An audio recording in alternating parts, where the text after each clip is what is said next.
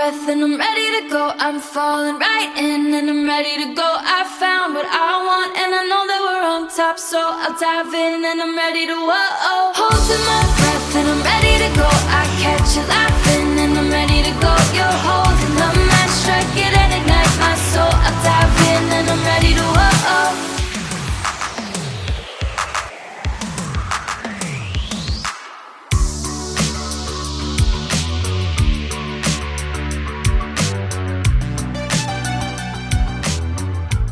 Let's talk about the shows my wife and I had a chance to go see on this particular trip. This is something we love doing. This is behind the food. This is probably our number 2 favorite thing about going to Las Vegas. And being that this was a relatively short trip to Vegas, we were only in town for 3 nights and we had plans to see a lot of friends while we were in town. We only had time to sneak in a couple of shows.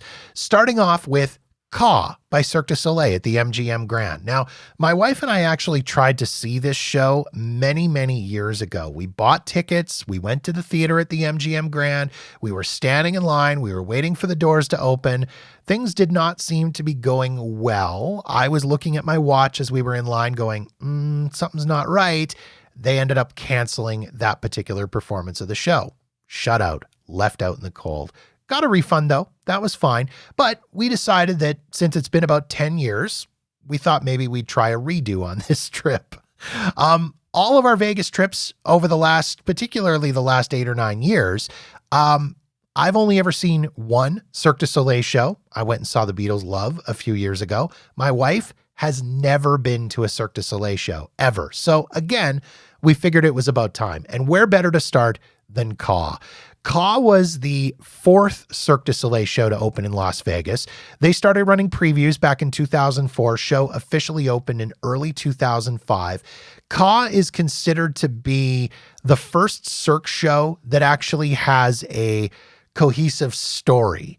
If you've ever been to a Cirque du Soleil show, you know that there is a lot of stuff going on around the theater. There's things happening everywhere, but it all just sort of seems to be a mishmash of stuff. There's no actual storyline.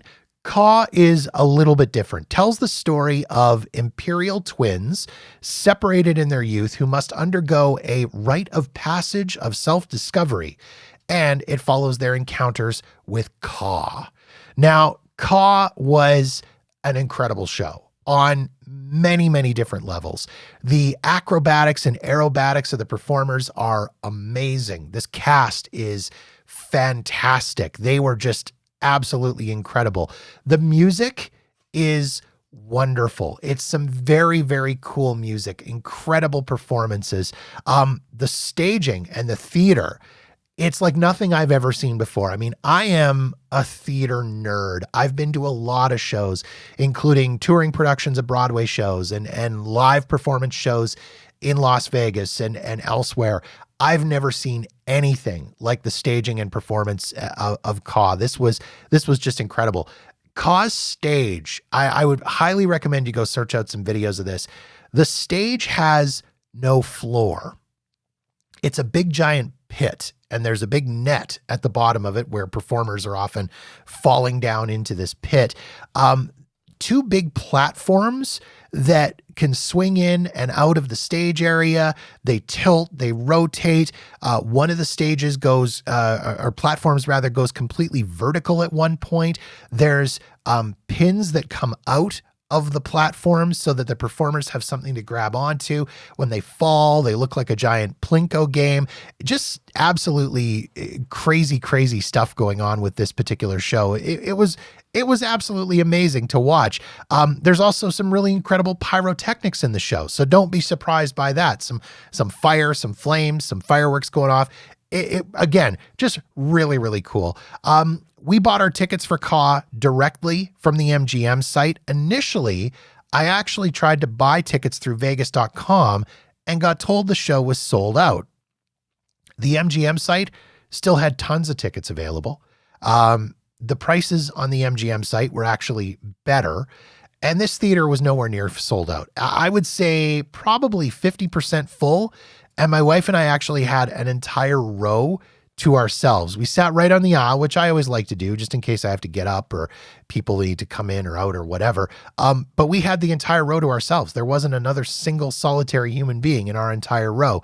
We were sitting in about the middle of the theater, I would say, center stage, and far enough back that we could see the entire stage and theater. Now, I would say that for the Cirque du Soleil shows, any of the Cirque du Soleil shows, I think you're actually better off sitting further back in the theater because there's so much happening in so many different spots around the theater. It's like, oh, something's happening up here. Oh, there's something going on over here. Oh, there's stuff happening down here in front of the stage. Look, oh, yeah. If you were sitting down low, you would hurt your neck because you'd be looking up and over and all over the place like that. And B, you would miss a lot of stuff going on. So again, I would highly recommend if you're going to go to this Cirque show or any Cirque show, I would recommend sitting a little bit further back. When I went and saw Beatles Love, I was like second row from the stage and it was cool to be down there. But again, I felt like I really missed a lot because there was so much stuff happening around me. What did I think of Caw?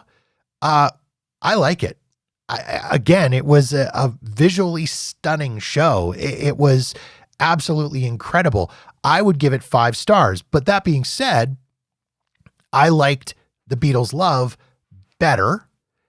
But I think that was just because of the music. I have a connection with Beatles music with myself and my dad. My dad loved the Beatles. Spent a lot of time listening to the Beatles when I was a kid. There's just that connection. So again, Beatles Love was also a 5-star show, but just for entirely different reasons.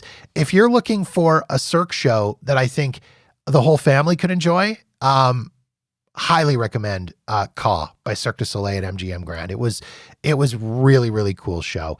The second show we were able to take in, of course, Monday's Dark. The 10th anniversary show happened at the Pearl Theater at the Palms. Now, I have talked at length about Monday's Dark on this podcast, so I'm not going to go in depth, in detail on it and go into the whole story of the show. Who am I kidding? Of course I'm going to, because I love this show. I love the people involved with it.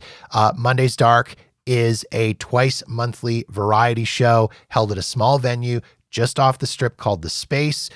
Basically what happens twice a month, some of the best entertainers from all over Las Vegas volunteer their time and talent for each of these shows, which has a different musical theme, where they, along with host and creator Mark Chinook, raise $10,000 for a local Las Vegas charity. Now, I met Mark back in 2012. I had a chance to actually interview him for the radio station that I was working at that time. He was in Rock of Ages in the Broadway show, which had moved to Vegas. It was performing at the Venetian at that point. And so I had a chance to go backstage and interview Mark. I found out he was Canadian. He found out I was Canadian. We bonded over a love of hockey and all dressed in ketchup chips and my wife's homemade butter tarts, which is not a metaphor or a euphemism. And we have been friends ever since. And Mark has become one of my closest friends. He's a guy that whenever bad shit has been going on in my life, he's one of the first people to reach out to me to check in and see how myself and my wife are doing. Same goes on the other way. Whenever stuff's been going on with him, I've reached out to him to see how he's been doing. Mark welcomed me into the Vegas entertainment community and introduced me to some absolutely incredible people who I've talked about at length on this podcast.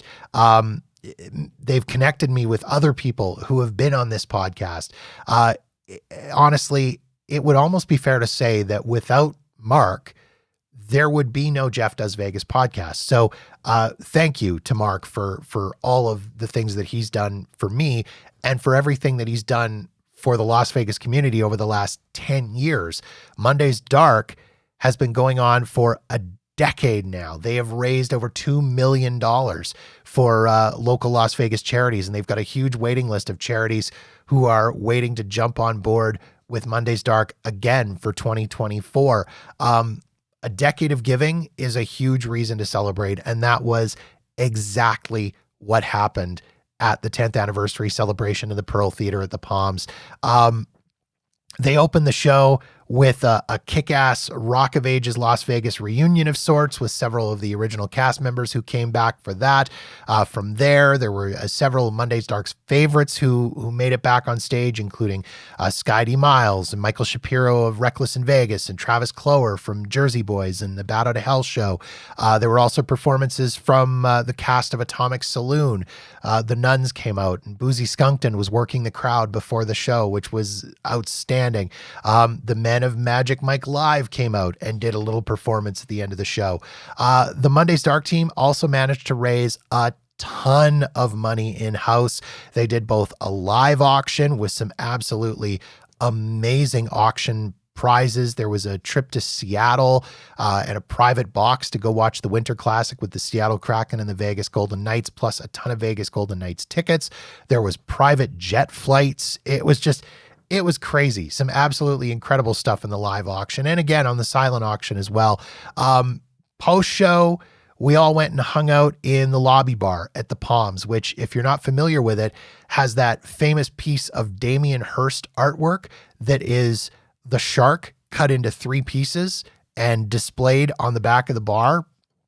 It was really, really cool. Not only did we go back and party and have a few drinks and some great conversation, but it was an awesome opportunity to get caught up with members of my Vegas family, including a few people who we haven't seen in many, many years.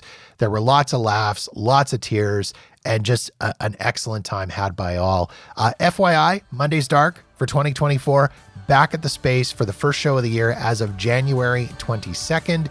If you want to learn more about Monday's Dark, pick up some tickets for the show, highly recommend you head over to mondaysdark.com.